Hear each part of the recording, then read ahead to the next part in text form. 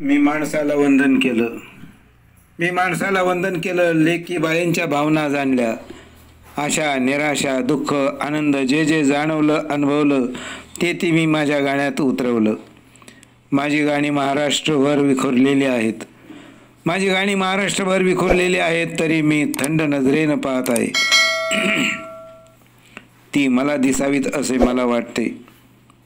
ती मला दिसावीत असे मला वाटते. जणू ते माझं विखुरलेलं आयुष्य असल्याचं मला जाणवतंय. मला वाटतंय ती सगळी गाणी एकत्रित आली तर त्यांच्यासारखा आणि माझ्या लाखो चाहत्यांसाठी फुलांचा ताटवा दुसरा नाही. एखाद्या हिरव्यागार बागेतला तो फुलांचा बगीचा ठरेल. पण जे माझ्याजवळ आहे हेही काही थोडकं नाही. भुसावळला फकीरावाले यांनी जवळजवळ 1000च्या वर माझी गाणी जपून ठेवलीत. गाणी परत मिळवण्याचे अनेकविध अनुभव माझ्या गाठीशी आहेत. गायक फक्त गाणी गातात, पण जुनी गाणी हवीत म्हटलं की वह्या फाटून गेल्या असं सांगतात. मी तर म्हणतो महाराष्ट्रातल्या अनेक गायकांनी वामन गडप करून टाकला आहे. तरीही प्रतापसिंग बोदडे मुंबई, दामोदर बागुल मनमाड, रघुनाथ तलवारे परभणी, ताराचंद रुके नागपूर, आसाराम कोरके बुलढाणा, तसेच विजयानंद जाधव यासारख्या अनेक कलावंतांजवळ माझी गाणी आहेत. किसन खरात यांच्याजवळ फारच महत्त्वाचा साठा आहे. मावळ तालुक्यात देवराम भवार गुरुजी बहुरकर यांच्याकडे सुद्धा माझी अनेक गाणी आहेत.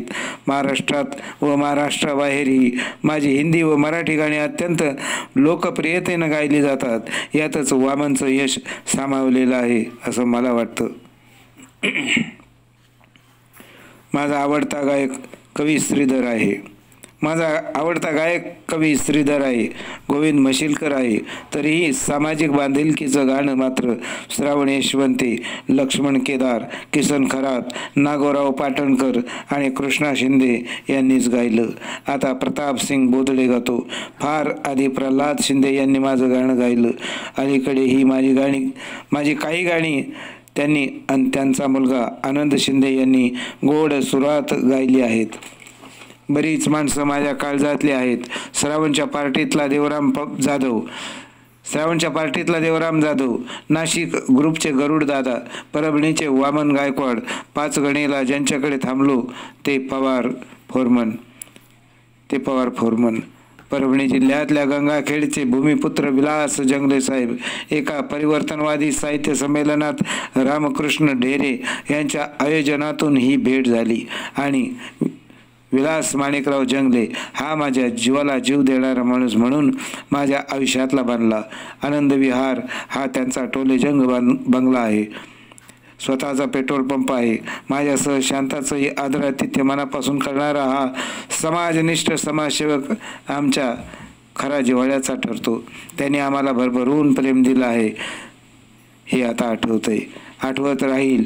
याच आठवणी आहेत मनाला समाधान देणाऱ्या.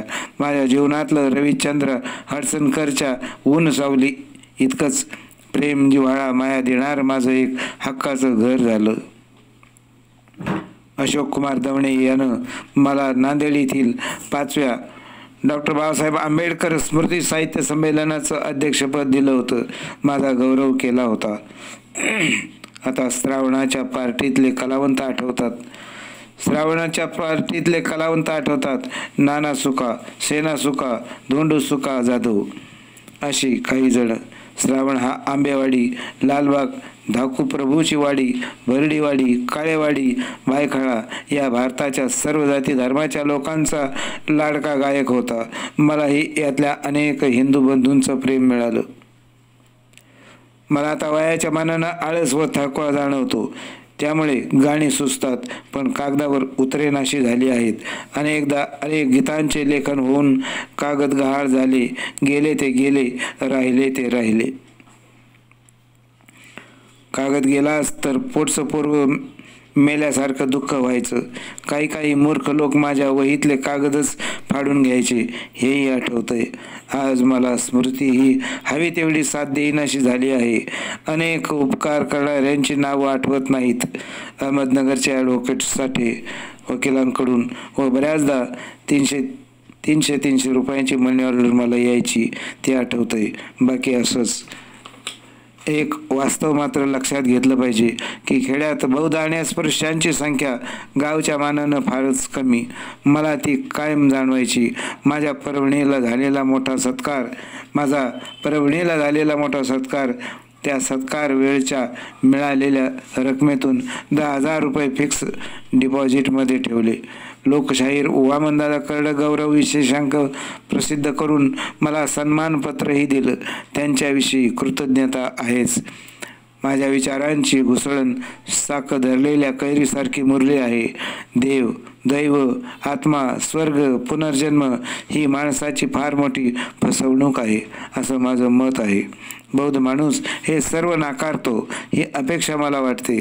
पण जे यात अडकतील ते अभिमन्यू सापडला तसे चक्रव्यूहात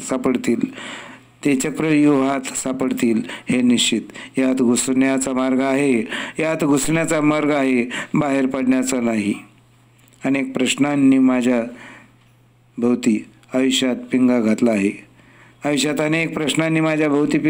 आहे. त्यातून माझी गीतं जन्माला आली आहेत. त्यातले उच्च नीचतेचं जीवन माझ्या माणसाला कुणी दिलं? धनी आणि दास कुणी बनवलं? माणसाला गुलामगिरीत कुणी जखडलं? कष्टकऱ्यांच्या वाट्याला हलाखीचं जीवन का आलं? युद्धानं प्रश्न सुटतील का? बुद्धाची यातली भूमिका किती महत्त्वाची आहे? अशा प्रश्नांनी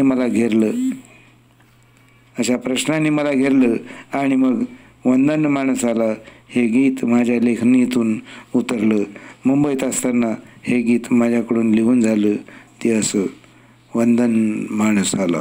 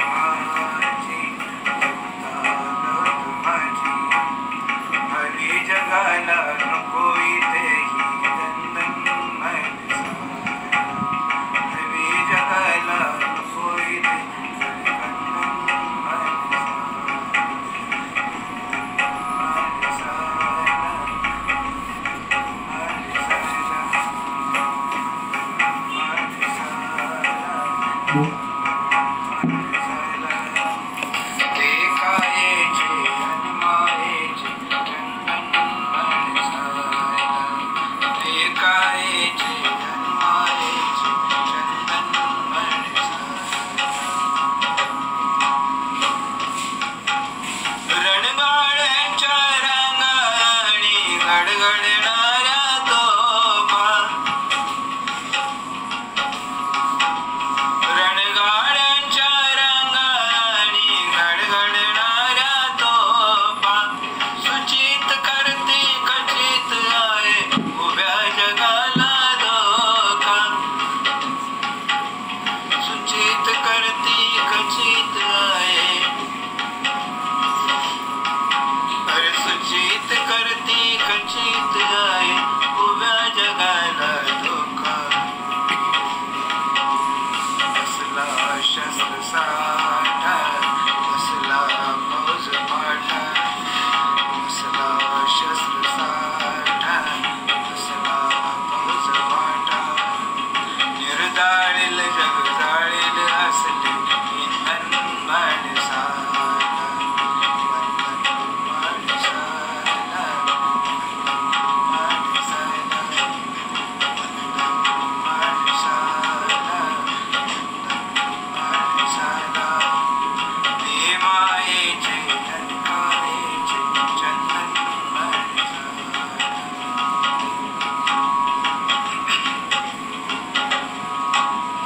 कुणी बनविले धनी कुणाला,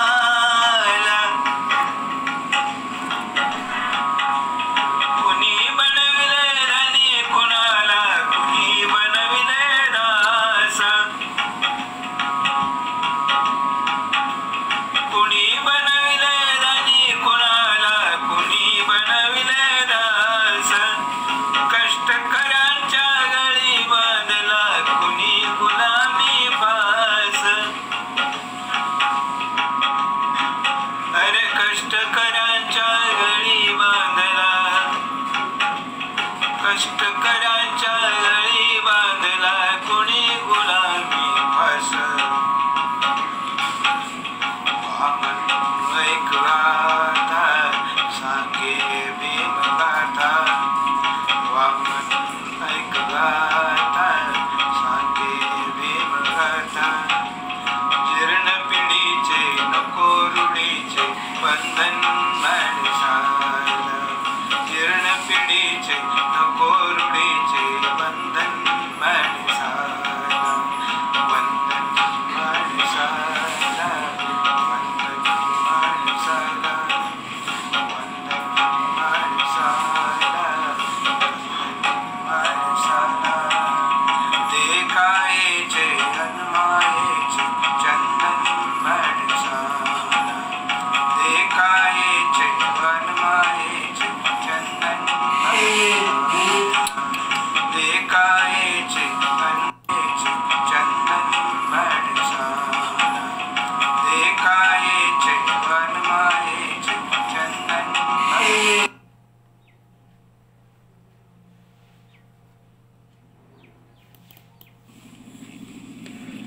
माणसाला. माणसाला मोकळा श्वास घ्यायला लावणारा हा माझा विचार, हा जगाला तारणाऱ्या माणसासाठी आहे. हिंस्रतेतून उगम पाहून बुद्धाच्या शांतीत विलीन होणार आहे. हे लिहित असताना जणू क्रूर विचारांच्या वादळाला मी शांत करीत गेलो. जगापुढे शब्द ठेवून मी त्यांना शांत केलं. तिबेटी लोकांचं भारतातलं निर्वासित्व दलाई लामांसह लोकशाहीला मूर्त स्वरूप येऊ न देणारे देश माझ्या विचारचक्रात होते. तिबेटी लोकांचं भारतातलं निर्वासित्व दलाई लामांसह लोकशाहीला मूर्त स्वरूप येऊ न देणारे देश माझ्या विचारचक्रात होते. मी अनेक गोष्टींची कारणं शोधित आलोय.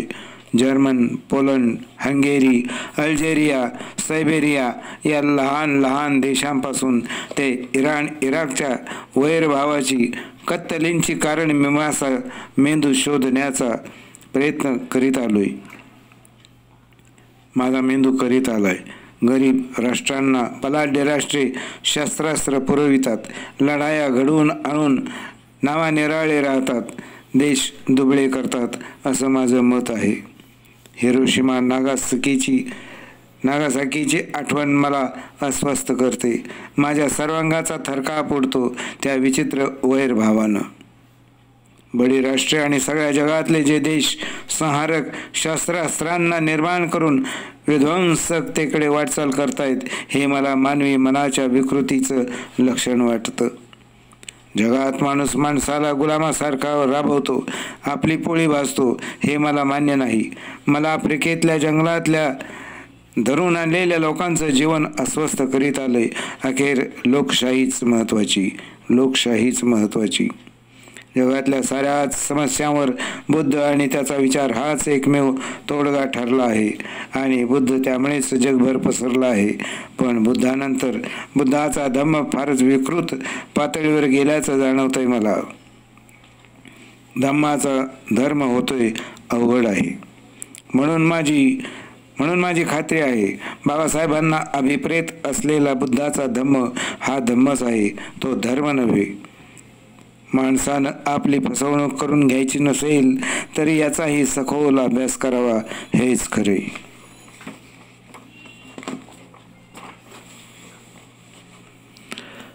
प्रचंड गरिबीतही माणूस प्रीत जागू शकतो. हे सांगणार एक गीत लिहिताना माझ्यासोबत अनुभवाचा प्रचंड खजिना होता. पाहिलेलं दारिद्र्य होतं. माझ्या जिव्हाळ्याच्या गरिबीतल्या अनेक गुण्या गोविंदाने नांदणाऱ्या जोडप्यांना मी पाहिलं होतं. तो सगळा अनुभव अर्क होऊन माझ्या या गीतात उतरला. वरून प्रीतीचं विनोदाच्या अंगानं जाणारं हे गीत वाटत असलं तरी ते गरिबीतल्या जोडप्याचा प्रीतीचा गोडवा जगवणारं असल्याची मला जाणीव होते. बाकी जो घेणारा आहे तो असा अर्थ घेतो, मी सांगू शकणार नाही. पण गीत लिहिताना मला मजा आली. हे गीत ऐकून अनेकांचे चेहरे खुलवून त्यांच्या चेहऱ्यावर मी हास्य आणले आहे. माणसाला जगायला नेमकं काय लागतं हे सांगणारं हे गीत म्हणजे माझ्या वेगळ्या अस्तित्वाचा आरसा आहे.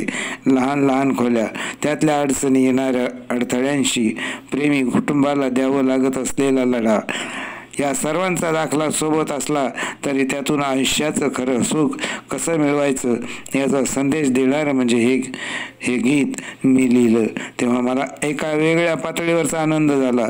आयुष्य सुखी सुगंधी करायला केवळ पैसा दौलतच असावी लागते हे मला खरे वाटत नाही. रोजंदारी करणारे फिरस्ते, अतिशय कष्टात दोन घास मिळून खाणाऱ्यांनाही आनंदी जीवनाचा, आयुष्याचे सार्थक करण्याचा मार्ग दाखवणारं गीत म्हणजे माझ्या हातून आता हे लिहून झालेलं गीत. गीताचं नाव होतं हसावी गादी बाराच्या आधी.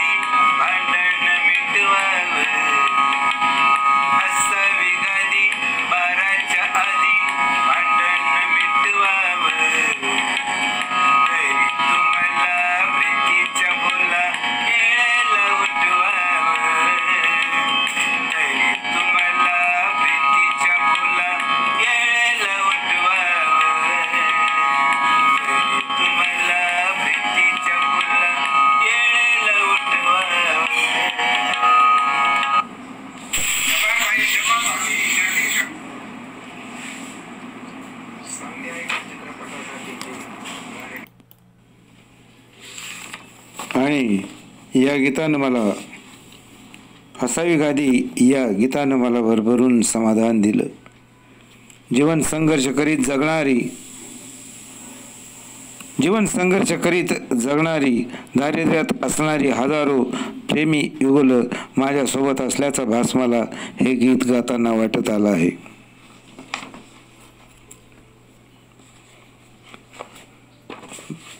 बाबासाहेब गेले. आंबेडकरी चळवळ देशात फोफावली तर देशात क्रांती घडेल म्हणून महात्मा गांधीजी हे जाणून होते. आंबेडकरी चळवळ देशात फोफावली तर देशात क्रांती घडेल हे महात्मा गांधी जाणून होते. आंबेडकर अस्पृश्यांसाठी लढा देत गेले होते गोलमेज परिषदेपर्यंत. तेथे त्यांनी अस्पृश्यांचे प्रश्न मांडले, मागण्या समजावून दिल्या. गोलमेज परिषदेत आंबेडकरांसारखा अभ्यासपूर्ण बोलणारा वक्ताच नव्हता. जेथे आंबेडकरांच्या निवासाची व्यवस्था होती त्या बंगल्यापासून ते गोलमेज परिषदेपर्यंतच्या रस्त्यावर आंबेडकरांना बघण्यासाठी रस्त्याच्या दुतर्फा लोक चिक्कार गर्दी करून उभ्या राहायचे. अस्पृश्य समाजासाठी स्वतंत्र मतदारसंघ बाबासाहेबांनी मिळवला आणि गांधींनी पुण्यात उपोषण सुरू केलं. गांधींचा जीव महत्त्वाचा ठरला. गांधींच्या पत्नी कस्तुरबा यांच्या पदर पसरण्याने तडजोड झाली. काही राखीव जागा अस्पृश्यांच्या पदरात पडल्या, पण त्या जागेवर अस्पृश्यातला मांग, हरिजन, महार, चांभारच काँग्रेसच्या मदतीनं निवडून येत होता. आंबेडकरी चळवळीतील आघाडीवर असलेली महार जमात बाजूला फेकली गेली. हरिजन सेवक संघाची स्थापना गांधींनी केली. महाराष्ट्रातले मांग, 1-2 महार, चांभार, ढोर, भंगी आणि देशातील अनेक अस्पृश्य लोक हरिजन सेवक संघाकडे खेचून घेतले. त्या हरिजनांनी आंबेडकरांनी मिळवलेल्या सगळ्या सवलती घेतल्या, पण आंबेडकरी चळवळीपासून ते फटकूनच राहिले. लाचार राहिले. बौद्ध बनलेले आघाडीवर राहिले. पण हा पेच माझ्या गाण्यातून मी दाखवला. तो वास्तव सांगणारा होता आणि माझं गीत होतं, आला पहाट वारा.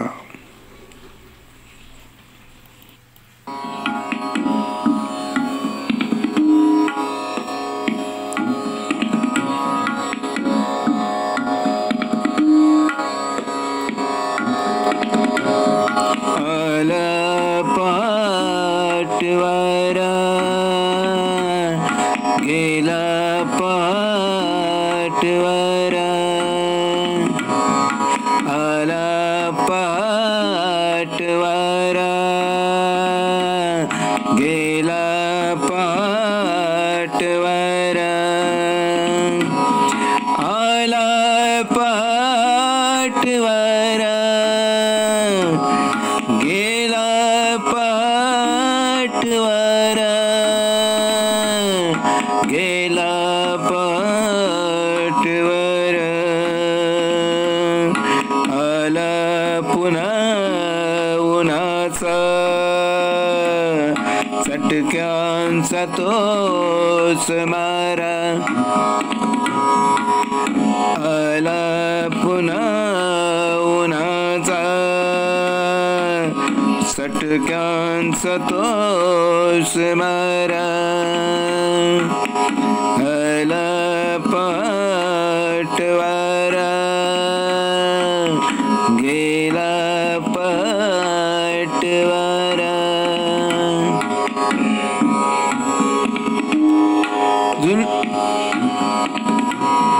जुलमा तुझीच करणी, जाळी दलित धरणी, जाळी दलित धरणी, जाळी दलित धरणी, करपे तुझ्या गुणाने माझा समाज सारा, आला पाटवारा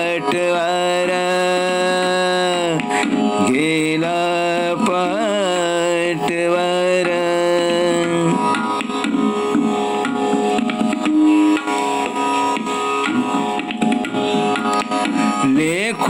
गुणहीन याती केलीस काल माती केलीस काल माती केलीस काल माती धर्मा तुझ्या कृतीने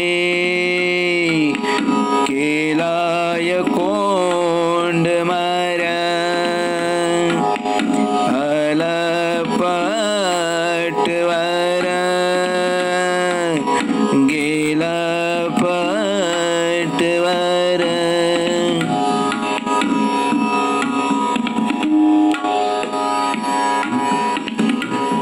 वारा निघून गेला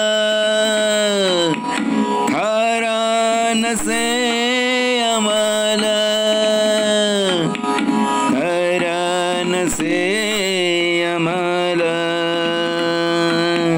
थारा नसे आम्हाला सुखवेल कोण आता डोळ्यामधील धारा सुखवेल कोण आता डोळ्यामधील धारा आला पाटवारा गेला पाटवारा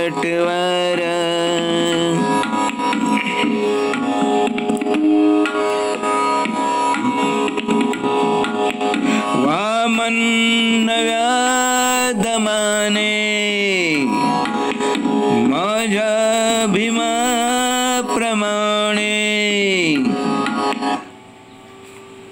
माझ्या भीमाप्रमाणे माझ्या भीमाप्रमाणे उपजेल कार्य कोणी जुलमास जाळणारा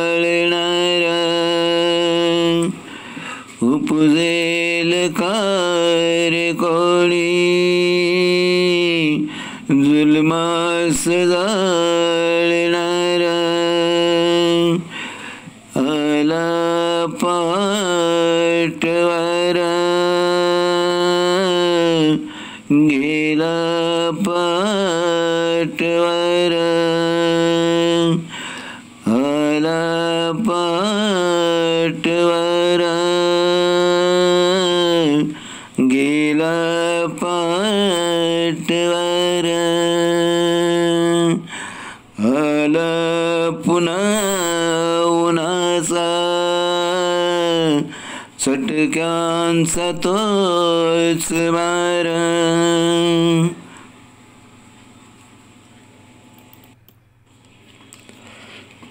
बुलढाणा जिल्ह्यात गात फिरत होतो.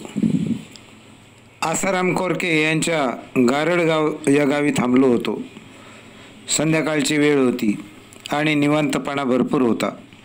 कोरके आमच्या रात्रीच्या सागर संगीत भोजनाची तयारी करायला बाहेर पडले होते.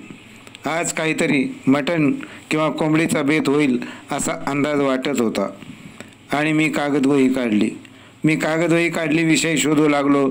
खेड्यापाड्यातल्या मायमावल्यांचं चित्रण डोळ्यापुढं तरळू लागलं. मी शून्यात नजर फेकली. मिळीला टेकून आणि कष्टकरी कामकरी पोटासाठी कुणाच्या शेताबांधावर काढणी खुरपणीसाठी रोजंदारीवर काम करणाऱ्या स्त्रियांची दुःख डोळ्यापुढं तरळली. इतके कष्ट उपसणाऱ्या स्त्रीच्या जन्मवेळी तिचं स्वागत नाखुशी दाखवून केलं जातं. आईबापांना त्रास देणाऱ्या उर्मट पोरांचंही समाजाला किती कौतुक. ते सगळ्यांचं लाडकं, कारण तो पोरगा. हे कधी संपणार? माझ्या डोक्यात प्रश्नांचं काहूर माजलं. वीट भट्टीवर काम करणाऱ्या वीट वाळू यांच्या ट्रकवर काम करणाऱ्या, खरकटी काढणाऱ्या, धुणी भांडी करणाऱ्या, कचरा वेचणाऱ्या इतकंच काय, आदिवासी पाड्यांवर एका कपड्याच्या धुडक्यात राहणाऱ्या, नदीकाठी ओढ्याकाठी उन्हाच्या प्रहरी खडकाच्या आधारानं आंघोळ करणाऱ्या आणि सुकून तेच दडतं लुगडं अंग दाखण्यासाठी गुंडाळणाऱ्या ठिगळांची लखतर रायरंदासारख्या विविध रंगाच्या लुगड्याला अंगावर चढवणाऱ्या मायमावल्या आज माझ्या गीताचं आव्हान ठरल्या. तशा त्या कायम होत्या. पण आजच्या विषयासाठी जास्त मी विचार करू लागलो माहेरी काम, सासरी काम, पुरुषांच्या आदेशभर हुकूम वागणं, धावणं, प्रपंचात रात्रंदिवस खपणं. माहेरी ही आई बापांची पोरं सांभाळण्यापासून ते आईला पडेल ती मदत करणं, तरी घरातली खरकटी काढण्यापासून ते शेतावर पडेल ते कष्ट करणाऱ्या मुलीच्या वाट्याला असं दुःख का, वेदना का? आणि मी गीताला नाव दिलं काय मिळते तुला. हा प्रश्न विचारून मी सगळ्याच मुलींना दुय्यम लेखणाऱ्या, छळणाऱ्या, मुलीला दुय्यम लेखणाऱ्या, छळणाऱ्या, दुसऱ्याची दौलत समजणाऱ्या आयांसाठी उपस्थित केला हा प्रश्न. मुलीच्या जन्मवेळेला आईबाप, नातेवाईक आणि तिच्या जन्मावर एकंदरीत सर्वच नाखुश असणाऱ्यांना माझी चपराक होती. तसंच कुठल्याही स्त्रीला, लग्न झालेल्या तरुणीला पाहिलं की भारतीय समाज व्यवस्थेत बहुतांशाने मनूच्या विचारसरणीचा पडलेला प्रभाव आहे हे उत्तर मिळायचं. ताडणके अधिकारी स्त्रीला प्रामुख्याने त्याने शरसंधान करावे तशी शरसंधान करून घायाळ केलेली होती. पण मी गप्प बसणे शक्य नव्हते. आंबेडकरांच्या माणसाचा विचार करणारा मी या संवेदन क्षमतेत गप्प कसाला राहील. आणि मी गीत लिहिलं काय मिळते तुला. मुलीच्या चांगुलपणाचं, त्यात मुलीच्या गुणाबरोबरच मुलाचा, कुटुंबाच्या, वंशाचा, त्याचा नाहक अभिमान बाळगणाऱ्या पोटच्या पोराचे तो कसा आईबापांना दिवस दाखवतो हेही यात बेधडक मी लिहिले. आणि दुःख वाट्यास आल्याने मनात झुरणाऱ्या मुलीच्या बाजूनेच उभा राहून जणू तिचा आक्रोश जगापुढे मांडला. काय मिळते तुला तिचा जीव घेऊन या गीतात.